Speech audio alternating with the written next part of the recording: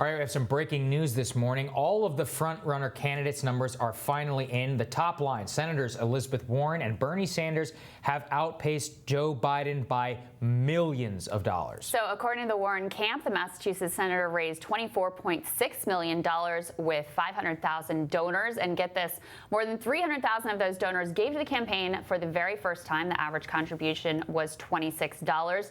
Joining us to break down these numbers is Hill campaign reporter Max Greenwood. Welcome, Max. Thanks for having me. All right, so let's throw the graphic up on the screen here of where everybody stands. We've got Bernie in first place here with his 25.3 million, incredible amount there. Warren right nipping at his heels, 24.6 million. We expected her to come in with a big number. What's maybe surprising, most surprising on this list is actually Joe Biden falling off to $15.2 million.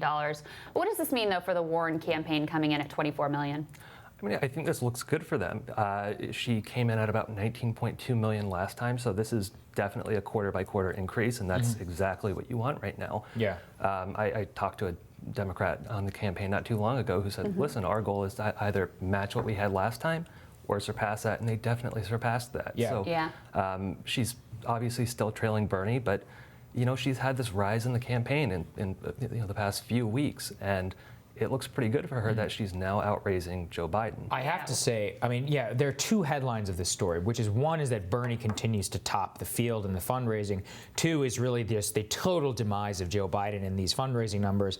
I mean, for the former vice president of the United States to be putting up $15 million in a field like this, I think it's kind of embarrassing. And the real question is what is going to come next for him? Because we were talking a little bit about this on the break. The man has tapped a lot of these people who are going to give him the max donation at the very first time. Where does he go? There's no more wells to tap for him. Yeah. Well, they're talking about that right now. As we speak, you have a lot of donors heading up to Philadelphia this weekend to kind of huddle and figure out their next steps. They're going to be talking about the fundraising schedule. What are their goals? What are the themes? And a couple of donors I talked to this morning said they really think they have a winning message in that he's under constant attack from Donald Trump right now. So I think in the next couple months, we can expect that they're really going to hone in on that message. I think we're in for a massive quarter. At least that's what they're telling me. That's fair. But I think there is a sense that they need to kind of get it together, tighten up their fundraising operation, and really prepare for next year. Well, it's interesting. I mean, one of my friends on the campaign trail tells me that last night Joe Biden was specifically defending capitalism, going after socialism, very much trying to make a stark difference between himself with the Bernie and the Warrens of the campaign. Right. I mean, look at their combined number, though. They got almost $50 million compared to his 15. Exactly. And that's part of to me, one of the most huge and transformational stories, not just with these specific candidates, but on the left and with political fundraising in general. You have Warren and Bernie, who both, for at least the primary, sworn off the big dollar fundraisers. And they're putting up $50 million together. Not to mention Andrew Yang, by the way, who's very much a grassroots candidate as well, $10 million. Joe Biden did, according to NBC News, did 43 high dollar fundraising events this quarter,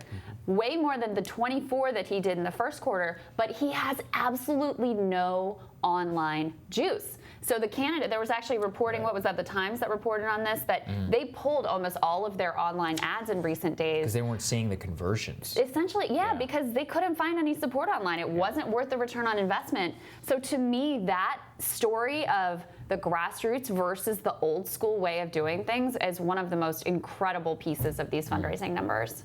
Yeah, I think it's absolutely fascinating. I mean, Bernie Sanders at this point has gotten 1 million individual donors, over 1 million. We actually have let's put up Bernie's tweet. We've got some of the numbers. It says our average donation, $19. Most common profession, teachers. Over 1 million donors. To your point earlier, Max, 99.9% can give. Again, I'd love to know what that number is for Joe Biden. By the way, top employers this quarter for Bernie were Walmart, Amazon, and what was the other one? Starbucks, I think? It was Starbucks. Yeah. I mean, these are retail cashier workers. People low wages. Shipping in $18. So, that's the remarkable thing. You look at those people who give to Bernie. I mean, that $18 is a lot of money. Yeah. $18 is a lot of money. $10 a month or something. That is something. That's and like 3 hours they still give it. I mean, that's hope. And that's just something you don't see in the Biden campaign. Nope. That is something you see in that Warren campaign, something you see in the Yang campaign. And it's just the old way of doing business is just slowly moving to the very end of that graphic. And I wonder, Max, where are things going to head from here? Because in particular, I mean, Bernie's obituary has been written now, oh, he's dropping in the polls, he's got this and this. The man has, is a fundraising juggernaut, literally topping the race, despite the fact, actually, one more interesting thing from, whenever his numbers came out, he raised almost the exact same amount of money as he did in 2016 in the same quarter, which means that the same people, no matter how many other people jumped in this race, they all stuck by him. That's staying power. That's absolutely staying power. I mean, Bernie has a base like no other, and these people are incredibly loyal to him. Yeah. I think as we get into the primary season, as we see how he does in Iowa, as he does, how he does in New Hampshire, we might see a shift in support. I mean, unlike last time, Sanders supporters have a progressive alternative in Liz Warren, whereas last time they were just affected by Hillary Clinton. They weren't about to move over. So, I don't think that this is a donor base that will just permanently and always support Bernie Sanders. But for now, they still want him in there. And they will continue to give. A lot of them are giving recurring monthly donations. So $10, $20, that adds up over time. Yeah, I mean, the bottom line is with him, in spite of the absurd calls for him to drop out, he's got plenty enough money to go as long and as far as he wants to go. That is the real takeaway, too. Yeah. How long of a primary this is going to be. I mean, Super Tuesday, competing in California, a massive state. Exactly. And actually, Max, let me ask you about that, because we obviously focus on what it means sort of in terms of optics, what it says about their support. Is it coming from the grassroots? Is it coming from these established donors? It's also, though, really important to talk about just what it enables you to do, right? I mean, Biden, if he's pulling in only $15 million this quarter, that limits the amount of commercials he can air. That limits the amount of staff that he can add in key states. That limits his amount of reach for Super Tuesday states. It ultimately matters in terms of what you can actually put on the airwaves and in the mail. Sure, and I want to point out, the $15 million that Biden did raise is likely enough to keep him going for the next few months. Oh, sure, absolutely. Biden's not dropping out. No one here is, no one in that top tier is anywhere near at risk of running out of money. Right. And the Biden campaign yesterday, I think they announced a $6 million coordinated ad campaign across digital, so Hulu, YouTube, those platforms, and on television as well. So they're counting on that to also pick up some new donors. I believe they're hiring a digital chief of staff that will kind of try to spearhead some of these operations where they've lagged in the past. So he's far from done. That being said, they need this money to not just buy ad space, but to hire new staff. Exactly. Elizabeth Warren did a great job at this early on. She hired, I think, 160 people in the first 3 months of the year. She did, Yeah. So people told us at the beginning on this show, they said she has got the ground apparatus that it will rival actually, one no of other. Bernie's surrogates told us that. That's right. He told us. He said she's got. And the other thing, but then they would say quietly, is got to watch that burn rate. Well, it doesn't matter what the burn rate is when you're pulling in $24 million. That's right. I just think that the really cannot underscore enough to see Pete Buttigieg, Joe Biden, and Kamala Harris behind the two progressive grassroots candidates. That is a sea change in American politics. That truly is, just like the Trump phenomenon in the 2016 campaign. The Democratic base is sending a very clear message about who are they supporting with their dollars. So that's the thing about polls. People waver on polls, but it means something to give somebody money. Well, and here's the other thing is, when they get into office, who are you accountable to? Yeah. Right. And it is a totally different deal if the person that you're accountable to is a Walmart worker and an Amazon warehouse worker versus like an oil lobbyist or a corporate lawyer. I mean, that just in terms of who you're going to be responsive to. Look, there's political science that shows that in this town, in Washington, in Congress, they are incredibly responsive to the needs and the interests of the wealthy and the needs and the interests, the desires, the sort of polling, what people generally at large in the public care about, doesn't register one bit, doesn't move the needle one bit. And a lot of that has to do with where the money has come from. The Democratic Party for so long has said, well, we want to get money out of politics, but we have to play this game for now because this is the term. We can't unilaterally disarm, right? Warren and Sanders in particular, and also Andrew Yang, prove that you do not have to suck up to these wealthy donors anymore. You can fund your campaign and more. You just have to actually offer ideas and excite people and get them to give to you in these small Max, increments. you know this. How much time do these people spend fundraising? Oh. I mean, these congressmen, Yeah. all day, dial for dollars. You're spending half your time fundraising. Yeah. I mean, you're leaving the Capitol in the middle of the day to go over to the DCCC or the Right. NRSC or the NRCC, and you are making phone calls to donors All day. I've done it. I've done it. In a crappy little booth, just dialing, it's hoping brutal. and hoping. This changes everything. Yeah. It really does, because this was, look, I mean, from the right, I can tell you, this was the hope with Trump. It was like he was beholden to no one for the first time. This guy comes in. Wall Street didn't get this guy elected. Yeah. They hated him. I mean, everybody did. And it was one of those things where it's like, that's freedom, because his brand was so big. The amount of money he raised wasn't, particularly significant. A few billionaires here and there, the cranks were the ones who threw in with him. But that was the true hope. In Right. 2017, Then he went I can and tell hired you. Ryan then Priebus and Gary Cohn. took a few left and right turns along the way, and we ended up Yeah. with a tax cut. But I mean, before that, I can tell you that if Bernie or Warren could fulfill on that promise, that is the true hope of the American people. I mean, what Yeah. they're voting here with their dollars is to move past that, this current system.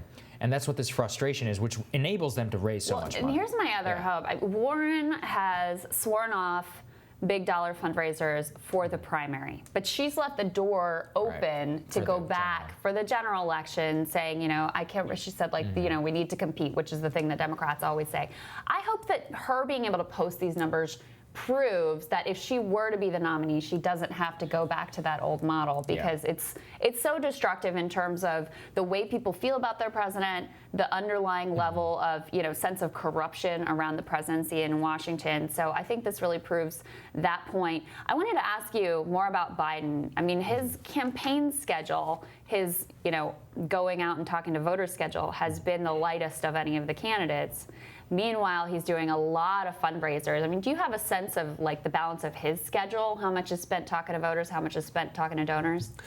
Well, as you mentioned this earlier, he's been to 43 different private fundraisers, over the last quarter. I mean, just a massive number. He's probably going to more fundraisers than he is typical campaign rallies. And I think that's insane. Well, on its face, it reflects a different generation of politicians. It's the generational divide between, these younger candidates, and by no means is Bernie Sanders younger. Yeah. He's actually older. New model, but really. it is certainly a new model that taps into these small dollar donors versus Joe Biden. The idea is it's early in the race. We're 13 months out from the election. Now is the time to raise money. Yeah. So let's also look at, we've got the numbers from last quarter so we can compare, that we can put up on the screen. Pete Buttigieg, we haven't really talked about yet. He's one, he really fell off a bit this quarter as well, not as much as Joe Biden, but he's kind of in a similar circumstance here where he may have a lot of people who have already maxed out to him. I think he has a little more online fundraising juice, certainly, than Biden does. But, he's not, last time he was the leader of the pack in terms of fundraising. That seems to be falling off a bit for him as well, as he's failed to, improve his position in the polls. Well, I think there's a point of equilibrium, right? Back in March was really when Buttigieg started to take off. Mm-hmm. Right. He had the CNN town hall appearance right. and just catapulted him into this media frenzy. And of course, people get excited and they give right away. Not to mention the fact that a lot of donors, small dollar donors, are giving to multiple candidates. Yeah, they're giving to Joe Biden, they're giving to Pete Buttigieg, they're giving to Elizabeth Harris, Warren, and Kamala Harris, and several candidates. So I think it was somewhat expected, at least on my end, to see Pete Buttigieg drop down to. What does his campaign think is the path forward? We talked about today him in some kind of weird spat He's in with a spat with Beto. What is there? And with Biden, I think too. I mean, he's trying to. What I had read was the guys. He invited all the reporters on his campaign bus to try and get them to write about him, I guess. And I mean, in some way, it was successful. What they said was that he is going to try and position himself in a moderate lane vis-a-vis Biden, and to try and capture, his bet is that Biden's drafting support will go to him, but that's not what we see in the polling data. The second and the third choices is all is Bernie Sanders and Elizabeth Warren. It's because people like electability and they like those other juggernaut fundraisers. It's not about ideology. So based on that, I mean, what do you think his path forward is? I just don't see it right now. Well, I think right now he is trying to position himself as the alternative to Biden. He's 38 years old, significantly younger, which kind of hits back at Biden's, the hardest criticism against Biden, which is he's just too old. Yeah. So right now what you see is Buttigieg is ramping up the pace of his campaign in Iowa, so first caucus state, and he's really counting on that just to give him a little bit of momentum heading into New Hampshire, where it's also a very white voting population. He's likely to pick up some he can finish. If he got number 2 or number 3 in Iowa, it would change the whole game. I totally agree. But I think it would, and I think that's exactly what they're betting on. Yeah, I think the problem's not Biden's old age, it's the old ideas. So even coming from a younger person, it's not really resonating. Max, thank you. Thank you for joining us, Max. Really appreciate it. Thank you. All right, guys, remember to subscribe. Have a great day. We'll see you soon.